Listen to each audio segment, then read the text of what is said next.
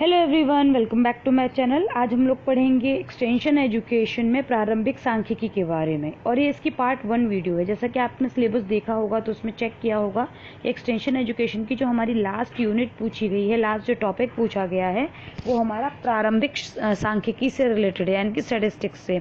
तो इसमें बहुत ज़्यादा डेप्थ में नहीं जाना है, सारे फॉर्मूलाज को लर्न नहीं करना है, बस हमको यहाँ पर बेसिक चीज़ों के बारे में देखना है जो कि आपके एक्सटेंशन एजुकेशन में पूछी गई हैं। तो चलिए देख लेते हैं वीडियो को। और उससे पहले मैं आपको कहूँगी, कोई भी क्वेश्चन क्वेरी हो, कोई भी समझ में ना आए चीज़, तो आप उसे कमेंट सेक्शन में पूछिएगा, क्योंकि जब तक आप पूछेंगे नहीं आपको चीज़ें क्लियर नहीं होंगी। जो भी वीडियोस देखते जाएं वो स्टूडेंट ज़रूर से नीचे एक तरीके से अटेंडेंस देते जाएं, क्योंकि देखा जा रहा है कि स्टूडेंट्स मतलब मुझे एक्चुअली पता नहीं चलता है कि किस किस ने वीडियो देख ली है। कुछ स्टूडेंट जो काफ़ी एक्टिव थे उस टाइम पर बिल्कुल भी रिस्पॉन्ड नहीं आ रहा है, तो कोशिश कीजिए कि आप कमेंट करके एटलीस्ट इन्फॉर्म करें कि आपने वीडियो देख ली और नोट्स प्रिपेयर कर लिए हैं। तो चलिए इस टॉपिक के साथ में हमारा कंप्लीट हो जाएगा एक्सटेंशन एजुकेशन। फिलहाल इसकी पार्ट 1 वीडियो को हम लोग देख लेते हैं। सबसे पहले हम देखते हैं कि जो हमारा एक्सटेंशन एजुकेशन है, अगर हम उसे लेमैन लैंग्वेज में कहें कि क्या होता है, तो ये जो आपका प्रारंभिक सांख्यिकी है वो बेसिकली आपकी न्यूमेरिकल वैल्यूज से डील करती है, यानी कि आपकी कुछ संख्याएं होती हैं, उनका एक खेल होता है। ये आपका मैथमेटिक्स यानी कि आपके गणित का एक कॉम्बिनेशन होता है, जिसमें काफ़ी सारे टूल्स रिसर्च को यूज़ किया जाता है।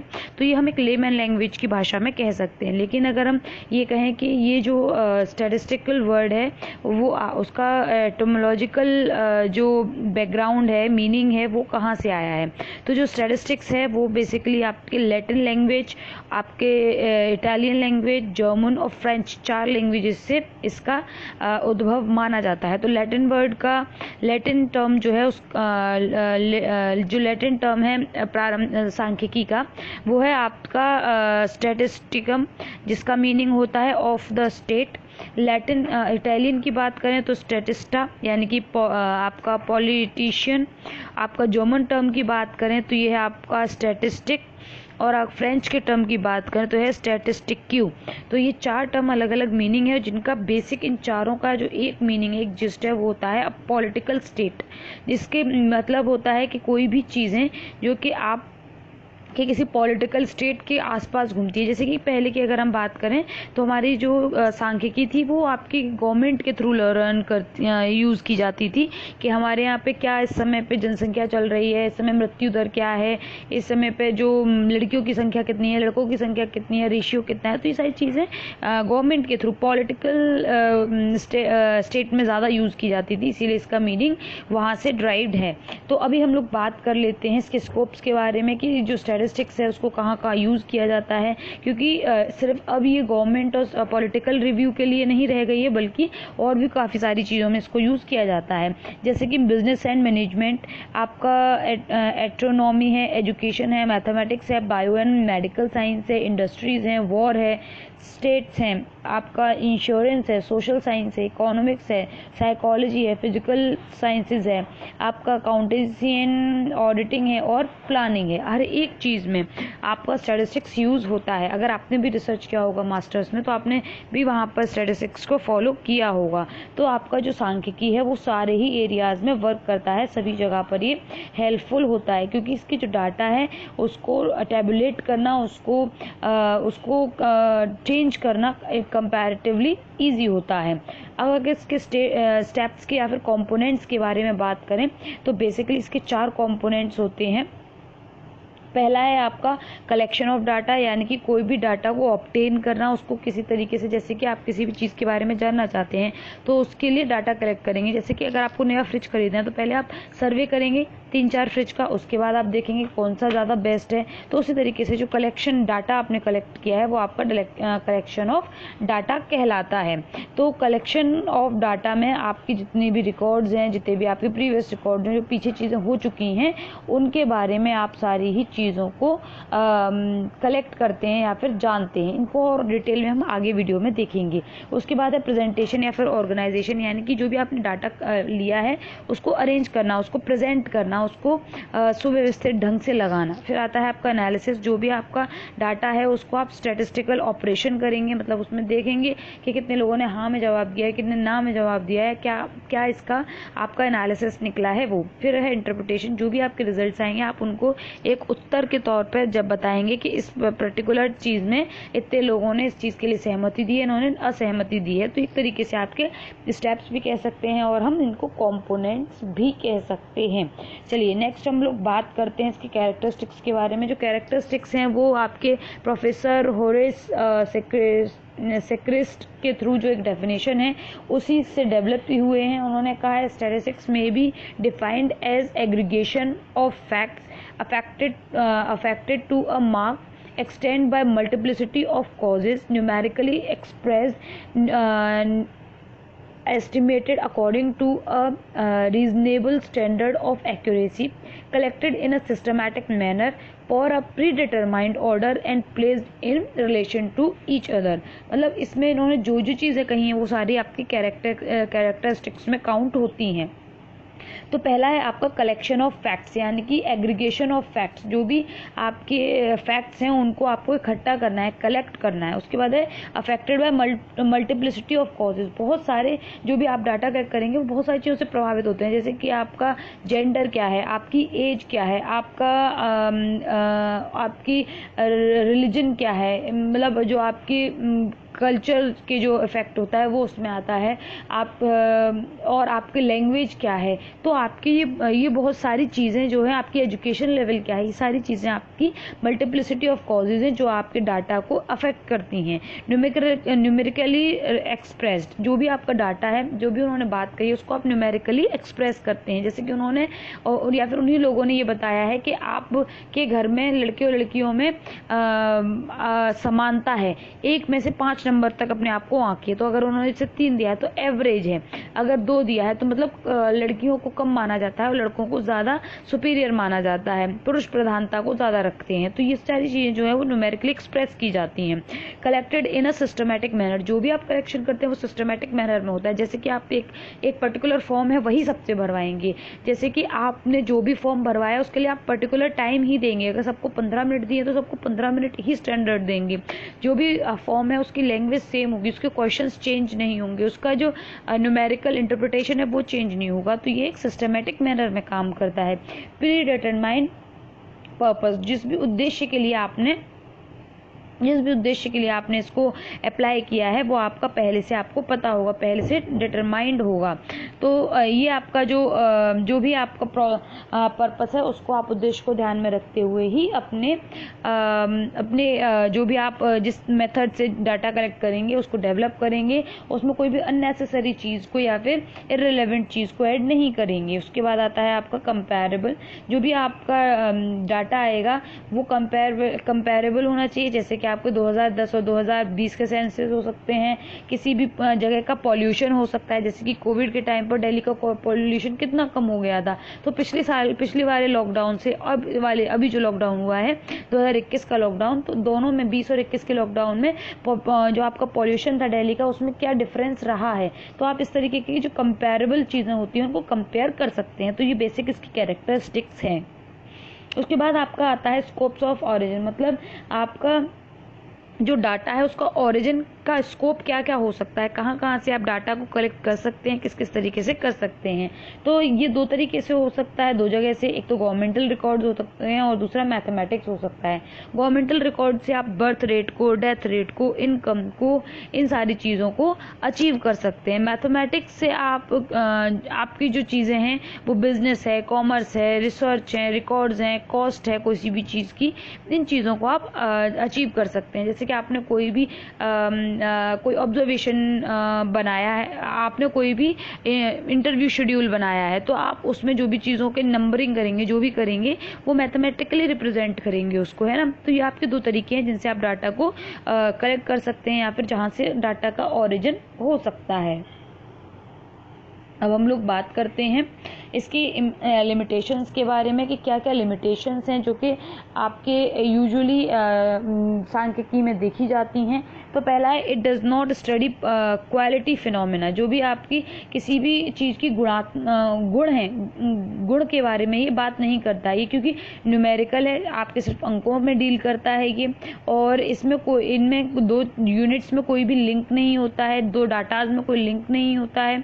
ये जो डाटा है वो आप हेल्थ को, ब्यूटी को, ऑनेस्टी को, और आपकी पॉवर्टी है, इंटेलिजेंस है, आपका वेलफेयर है, इन चीज़ों को आप किसी भी तरीके से अंकों में नहीं नाप सकते हैं। तो ये आपका क्वालिटीज़ हैं, इन क्वालिटीज़ को जो सांख्यिकी है वो स्टडी नहीं कर सकती है। नेक्स्ट आपका आता है, डज नॉट स्टडी इंडिविजुअल्स। मतलब ये किसी एक व्यक्ति विशेष की स्टडी को शो नहीं कर सकती, क्योंकि इसमें कई चीज़ों को कंपेयर किया जाता है, क्योंकि इसमें जो भी आपका डाटा है, जो नंबर ऑफ फैक्ट्स हैं उनको कलेक्ट किया जाता है, और नंबर जो हैं वो एक दूसरे से कनेक्टेड होते हैं। मतलब जितने लोग, जैसे 100 लोगों पर डाटा को अप्लाई, किसी भी आपके टूल को अप्लाई किया गया है, तो वो जो टूल है वो 100 लोगों पर अप्लाई किया गया है, तो उन लोगों को कंपेयर किया जाएगा, वो एक दूसरे से लिंक्ड है। एक व्यक्ति ने क्या उत्तर दिया, दूसरे ने क्या दिया, तीसरे ने क्या दिया है, तो ये सारी चीज़ें एक दूसरे से इंटरलिंक्ड होती हैं। इसमें कोई भी सिंगल डिजिट जो नंबर है, वो वैल्यू जो है वो एग्जिस्ट नहीं करती है, और मतलब किसी एक व्यक्ति विशेष पर इसको अप्लाई कर दिया नहीं जा सकता है कि अगर कहें कि फलाना जो व्यक्ति है उसको उसकी इंटेलिजेंस में इतने में से इतने नंबर दिए गए हैं, तो फिर ये हम कंपेयर कैसे करेंगे कि वो एक्चुअल में कितना इंटेलिजेंट है। क्योंकि क्लास में भी जैसे कि आपको एक रैंक ऑर्डर मिलता है, आपको 10 में से नंबर मिलते हैं, तो वो आप फिर कंपेयर कैसे करते हैं, एक दूसरे से देखकर करते हैं। तो वही आपका इसमें आ जाता है। फिर आता है आपका, लॉज आर नॉट एग्जैक्ट। जो भी इसके लिए लॉज बनी हुई है वो एग्जैक्ट नहीं है, क्योंकि प्रोबेबिलिटी की नेचर है, इसमें कोई भी चीज़ एग्जैक्ट नहीं होती है। Inference will be approx figure, not exact. जो भी आपके जो फिगर्स होते हैं वो अप्रॉक्स होते हैं, एकदम एग्जैक्ट नहीं हो सकते हैं। ये जो स्टैटिस्टिक्स है वो लायबल, इसमें आपका मिसयूज होने का भी चांसेस हो सकते हैं, क्योंकि जो भी रिजल्ट्स हैं उनका इंटरप्रिटेशन गलत हो सकता है। जो भी आपके आंसर्स आए उनको आप किस तरीके से उसको इंटरप्रिटेट कर रहे हैं, उसका रिजल्ट आपका मिसलीडिंग के लिए हो सकता है। जैसे कि ये जो डाटा है वो बहुत ही इनोसेंट डाटा होता है, क्योंकि इसमें जो व्यक्ति विशेष की सोच के द्वारा वो उस डाटा को मोल्ड कर सकता है। इसमें कोई प्रूफ नहीं होता है या फिर डिसप्रूफ नहीं होता है किसी भी पर्टिकुलर चीज़ के लिए, उस डाटा को समझने के लिए। तो ये जो है व्यक्ति विशेष के विचारों से, उसके स्वभाव से मिस इंटरप्रेटेड किया जा सकता है। फिफ्थ आपका आता है, इट कैन प्रूफ एनीथिंग। मतलब कि ये जो डाटा है ये आपका किसी भी चीज़ को सत्य और असत्य में बदल सकता है, क्योंकि न्यूमेरिकली है। जिसकी तरफ ज़्यादा अंक हो जाएंगे, जहाँ पर चीज़ें ज़्यादा लाए करेंगी वो सत्य हो जाएगी, बाकी चीज़ें असत्य हो जाएंगी। तो ये जो डाटा है वो आपका किसी भी चीज़ के लिए एक प्रूफ की तरह काम कर सकता है। फिर उसके बाद आता है, मिस इंटरप्रिटेट लीड। जो भी आपका जो आपकी डाटा है वो आपका मिस इंटरप्रेटेड हो सकता है, जैसे कि मैंने अभी कहा।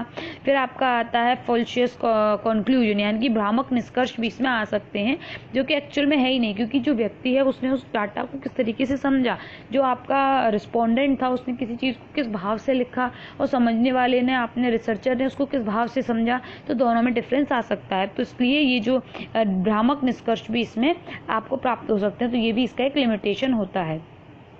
अब हम देख लेते हैं स्टेप्स को डिटेल में कि हर एक स्टेप का क्या मीनिंग होता है। देखिए, जो फर्स्ट स्टेप है आपका कलेक्शन ऑफ डाटा, ये जो है ये आपका before this planning a sale. इसके कलेक्शन डाटा से पहले आप एक प्लानिंग सेल बनाते हैं, जिसमें जो भी आपकी इंपॉर्टेंट चीज़ें हैं, जो भी आपको कलेक्ट करना है, जो भी आपका इन्वेस्टिगेटर है वो क्या कलेक्ट करने वाला है, किन यूनिट्स पर, किन चीज़ों पर डाटा कलेक्ट करेगा, उसे स्टैटिस्टिकल यूनिट्स कहते हैं। देखिए, टर्म याद रखिएगा, स्टैटिस्टिकल्स यूनिट होती हैं जिनके ऊपर डाटा कलेक्ट किया जाना है, जो भी फिगर्स को इसमें इंपॉर्टेंटली इन्वेस्टिगेट किया जाना है वो आपकी स्टैटिस्टिकल यूनिट्स होती हैं। तो उसको डाटा कलेक्शन से पहले तैयार किया जाता है। तो इसमें आप 3 चीज़ों के बेस पर इसको कलेक्ट कर सकते हैं डाटा को। पहला है, objective and scope should be kept in mind, जो भी आपके उद्देश्य हैं, जो भी आपके स्कोप्स हैं, क्षेत्र हैं, उनको ध्यान में रखकर आपको ये स्टैटिस्टिकल यूनिट से डाटा कलेक्ट करना है। फिर उसके बाद आता है statistical unit to be used. जो भी आपने स्टैटिस्टिकल यूनिट्स बनाई हुई हैं, जैसे कि रिस्पोंडेंट है, कौन होगा, कहाँ से होगा, कैसा होगा, सैम्पलिंग हम कैसे करेंगे, सैम्पलिंग के कई मेथड्स होते हैं जो कि हम आपको आने वाली वीडियोस में बताएंगे। तो वो सैम्पलिंग आप किस तरीके से करेंगे, तो ये सारा आपका स्टैटिस्टिकल यूनिट्स में यूज किया जाता है। फिर आता है आपका थर्ड पॉइंट, ये इसमें जो आपका statistical unit to be use में आपकी स्पेसिफिक होनी चाहिए, आपकी जो भी आपका टारगेट ऑडियंस है, रिजिडली डिफाइंड होना चाहिए कि आप इस पर्टिकुलर ग्रुप को पिकअप करेंगे अपने सैंपल में। आप जो भी लोग पिकअप किए जाएंगे उनके ये फीचर्स होने चाहिए। इसमें आप कोई भी चीज़ को ऐसे मतलब फ्लेक्सिबल नहीं रख सकते हैं। इसमें स्टेबिलिटी होनी चाहिए, यूनिफॉर्मिटी होनी चाहिए, मतलब एक रूपता, समरूपता होनी चाहिए, और सभी लोगों को जो भी व्यक्ति हैं उन लोगों को रिस्पॉन्ड करने का मौका मिलना चाहिए कि कोई किसी भी व्यक्ति से ज़बरदस्ती ही आपका जो सैंपल है उसको ना भरवाया जाए, आपका जो भी आपका टूल है उसको ना भरवाया जाए। फिर उसके बाद आता है आपका थर्ड, सोर्सेज ऑफ डाटा या इंफॉर्मेशन। जो भी आपको डाटा ऑब्टेन करना है, स्पेसिफिकली दो सोर्सेज से हो सकता है, एक तो प्राइमरी और दूसरा secondary. Primary data which is not collected by investigator, that is first hand data. मतलब जो फर्स्ट हैंड डाटा होता है जो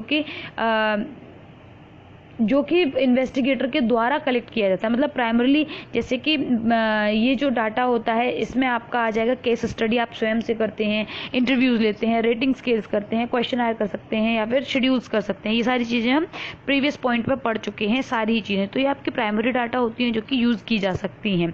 सेकेंडरी डाटा जो कि आप प्री कलेक्टेड होता है, उसको आप एज इट इज़ किसी पब्लिकेशन के थ्रू या फिर गवर्नमेंट के थ्रू उसको यूज़ कर सकते हैं।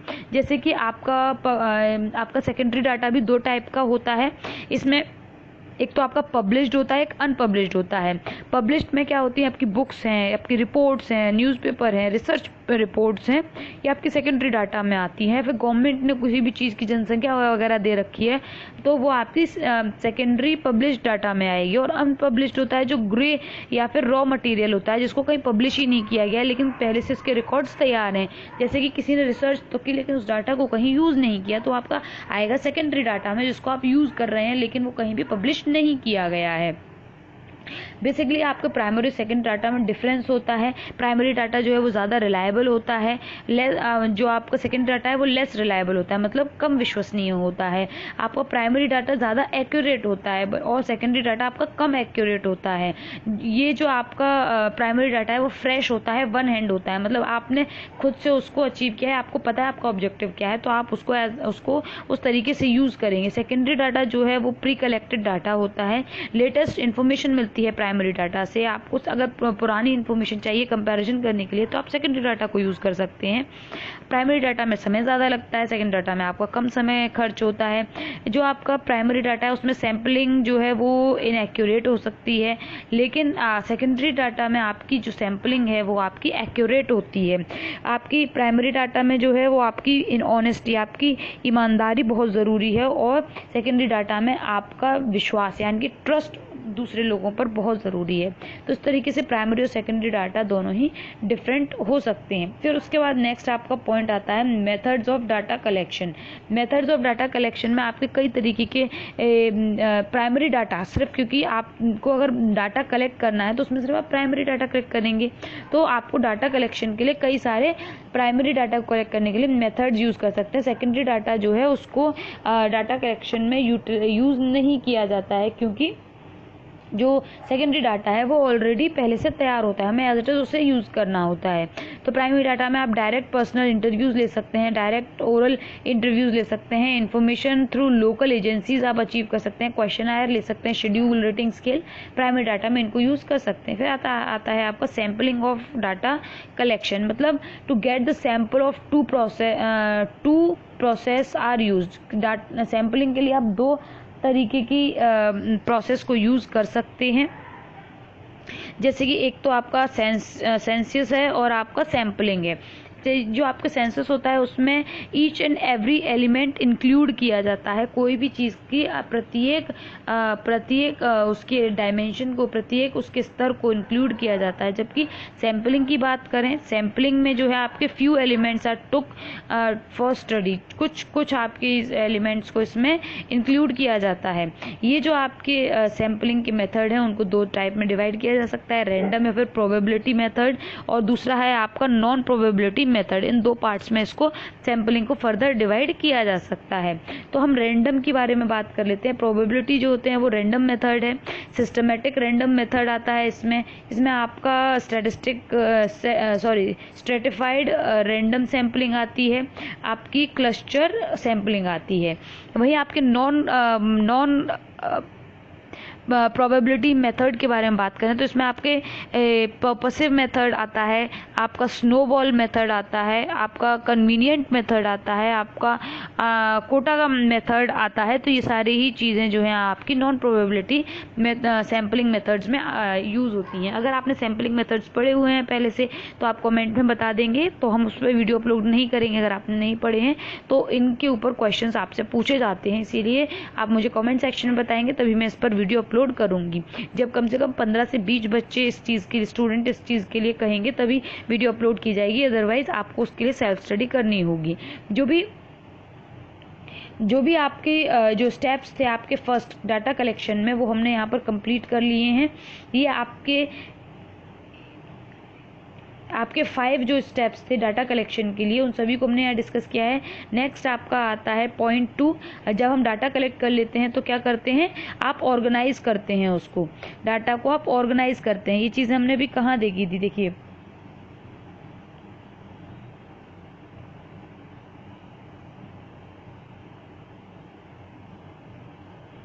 यहाँ देखिए, अभी आपने यहाँ देखा था, आपने पहले डाटा को कलेक्ट किया है, उसके बाद आप ऑर्गेनाइज करेंगे उसको, है ना। तो आज हम ऑर्गेनाइजेशन तक पढ़ेंगे। तो चलिए देख लेते हैं पहले ऑर्गेनाइजेशन को।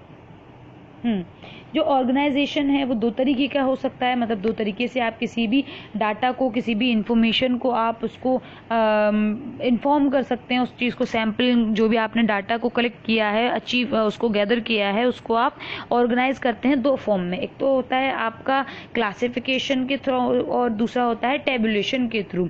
इन दो तरीके से आप किसी भी डाटा को ऑर्गेनाइज कर सकते हैं। क्लासिफिकेशन आपका क्या होता है कि उसको डाटा को आप जो पर्टिकुलर आपकी एज है, आपका लिविंग एरिया है, जैसे आप विलेज है या फिर आपका अर्बन एरिया है, तो आप, या फिर आपका जेंडर है, या फिर आपका जो भी आपके वहाँ पर जो भी चीज़ें पूछी गई होंगी उस बेसिस पर आप उसको क्लासीफाई कर सकते हैं। दूसरा आपका जो उन्होंने रिस्पॉन्स किए हैं उनको टेबुलेट कर सकते हैं।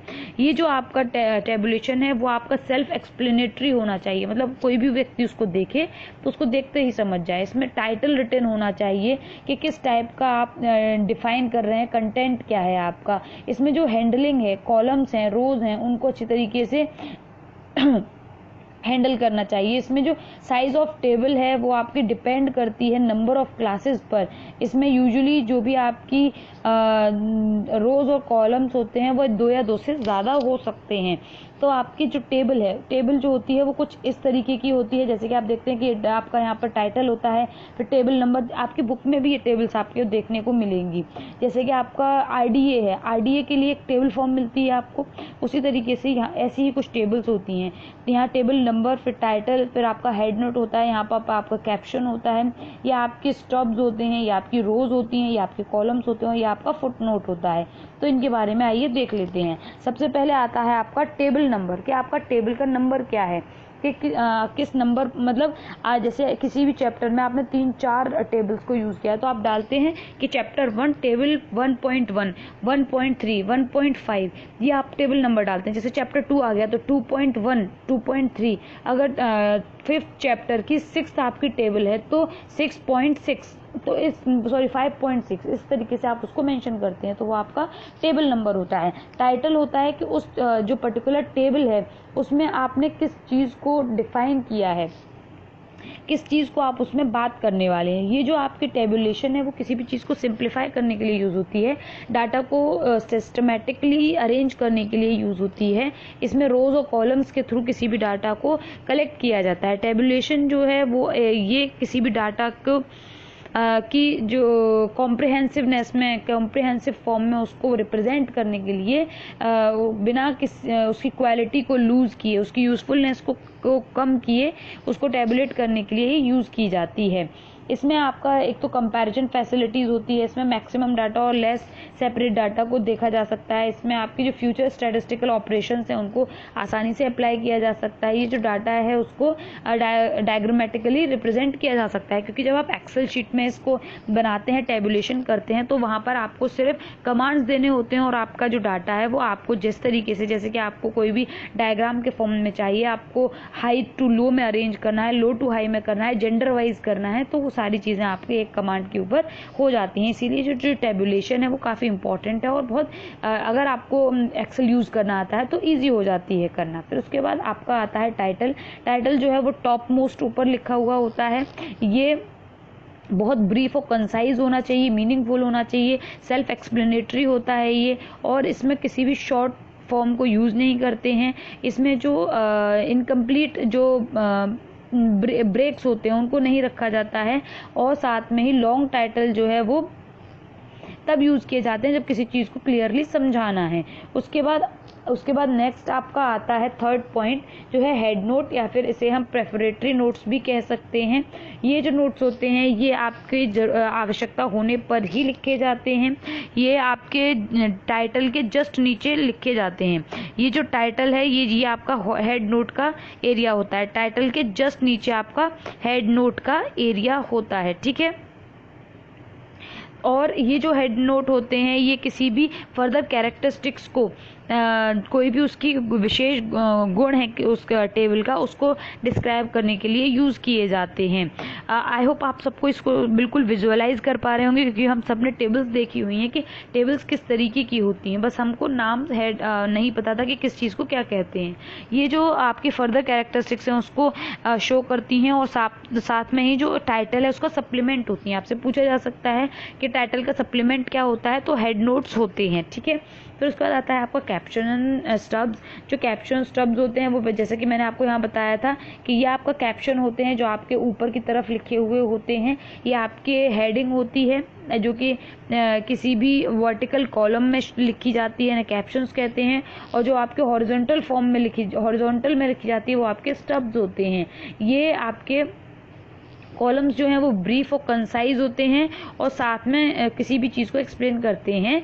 और ये आपकी written in the middle of column in small letters, आपके छोटे लेटर्स में मिडल में लिखे जाते हैं। और जो आपके स्टब्स होते हैं, स्टब्स भी आपके कंसाइज होते हैं, मतलब मीनिंगफुल वहीं की वहीं लिखे जाते हैं। यहाँ पर आपकी किसी भी चीज़, जैसे कि यहाँ पर आपने बच्चों का नाम लिखा हुआ है, यहाँ पर उनकी क्लासेस लिखी हुई हैं, या फिर आपने अटेंडेंस आपने रजिस्टर ज़रूर देखा होगा अपने स्कूल में, तो वहाँ पर भी आपका टेबल्स का यूज़ किया जाता है। तो यहाँ पर क्या होती है 1 2 3 4 सारी डेट होती हैं, यहाँ बच्चों के नाम होते हैं, यहाँ पर प्रेजेंट और एब्सेंट को लगाया जाता है। तो वो भी आपकी टेबल्स जो टेबुलेशन है वो भी एक इस तरीके का ही मेथड होती है। फिर आता है आपका सब कैप्शन। जो सब कैप्शन है वो किसी भी कैप्शन को सब डिवाइड करके, या फिर जो स्लब्स होते हैं उनको भी सब डिवाइड करके लिखा जाता है। फिर उसके बाद आता है आपका body of the table. Body of the table में आपकी जो न्यूमेरिकल डाटा जहाँ पर लिखा जाता है, ये जो आपका है ये बॉडी ऑफ द टेबल है जहाँ पर न्यूमेरिकल डाटा को लिखा जाता है। ये जो अनडिजायरेबल और इररिलेवेंट जो इन्फॉर्मेशन है उसको अवॉइड करते हैं यहाँ पर। और इसमें रोज और कॉलम्स के बीच में जो जगह होती है वो सभी को, ये जो टोटल है उसको बॉडी ऑफ द टेबल कहते हैं। फिर आपका आता है फुट नोट।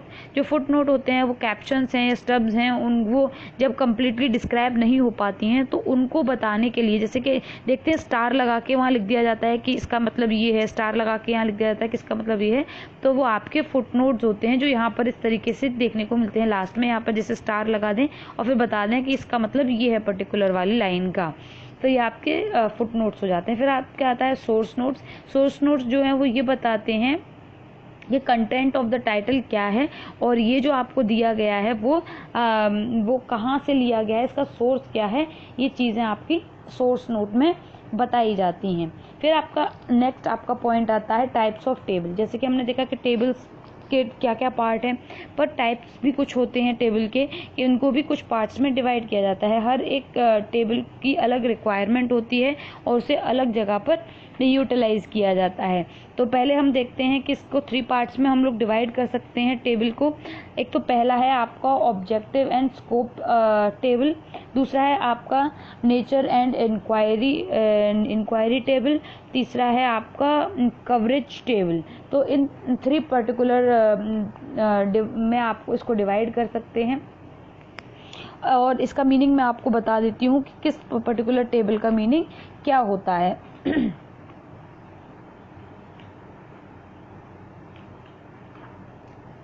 अभी तक का टॉपिक आई थिंक आपको समझ आ गया होगा और आपको ये भी पता चल गया होगा कि स्टैटिस्टिक्स ज़्यादा डिफिकल्ट नहीं है, क्योंकि अगर आपने ये रिसर्च की होगी तो ये सारी ही चीज़ें हमने पढ़ी हुई होती हैं, पहले से हमको पता होता है कि ये सारी चीज़ें क्या हैं, इनमें क्या चीज़ें आती हैं। तो बेसिकली आपको रिसर्च में जब आपने टेबुलेशन वगैरह की होगी तो आपको बस रिवीजन की ज़रूरत है, जो कि आप यहाँ पर मैं आपको करवा देती हूँ। अदरवाइज़ आप इनसे रिलेटेड चीज़ों को ज़रूर अच्छे तरीके से लर्न कर लीजिएगा, वरना बाद में एग्ज़ाम में डिफ़िकल्टी आपको आ सकती है। तो पहले हम लोग बात करें तो ऑब्जेक्टिव, जो आपका ऑब्जेक्टिव एंड स्कोप टेबल है उसको 2 में डिवाइड किया गया है। एक तो आपका जर्नल है और दूसरा है स्पेशल टेबल। जर्नल टेबल में आपके रेफरेंसेस को दिया जाता है, स्पेशल टेबल में आपकी समरी आती है किसी भी चीज़ की। और फिर उसके बाद आता है आपका नेचर ऑफ इंक्वायरी। जो नेचर ऑफ इंक्वायरी है वो आपकी प्राइमरी हो सकती है या फिर आपका ड्राइव्ड हो सकती है। प्राइमरी में जैसे कि आप सेल्फ कंस्ट्रक्टेड जब किसी टूल को यूज़ करते हैं तो वो आपके प्राइमरी इंक्वायरी में आती है, और ड्राइव में जब आप न्यू टेबल को आप कहीं सेकेंडरी टेबल जहाँ से न्यू कोई डाटा को आप यूज़ करते हैं। फिर उसके बाद आता है कवरेज टेबल। इसमें आपकी 2 होती हैं, सिंपल टेबल और कॉम्प्लेक्स। सिंपल में आपके रोज और कॉलम्स आते हैं, और कॉम्प्लेक्स में आपके सब ऑप्शंस, कैप्शंस और बाकी जो डिटेल्स होती हैं वो आपकी कॉम्प्लेक्स कवरेज टेबल्स में आती हैं। तो यहाँ हम लोगों ने कंप्लीट कर लिया है टेबल्स तक। इसके बाद हम लोग आगे बात करेंगे ग्राफिकल रिप्रेजेंटेशन ऑफ डाटा के बारे में, कि किस तरीके से करते हैं इसको ग्राफिकली रिप्रेजेंट करना है जब किसी डाटा को। तो इसमें बेसिकली आपके टेबल्स के थ्रू, ग्राफ के थ्रू, किस तरीके से आप डायग्राम्स के थ्रू इसको रिप्रेजेंट कर सकते हैं, ये आपको सारा 2D diagram, 3D diagram, 1D diagram, इन सभी को डिस्कस किया जाएगा। आई होप वीडियो अच्छी लगी होगी, समझ आई होगी। वीडियो अच्छी लगी हो तो लाइक, शेयर एंड कमेंट करें। अगर कोई इशू है तो आप मुझसे वीडियो में पूछ सकते हैं कमेंट करके, और तैयारी को इसी तरीके से चलाइए जिससे कि हम अपने गोल को अचीव कर सकें। Thank you for watching my video. Have a good day. Bye bye.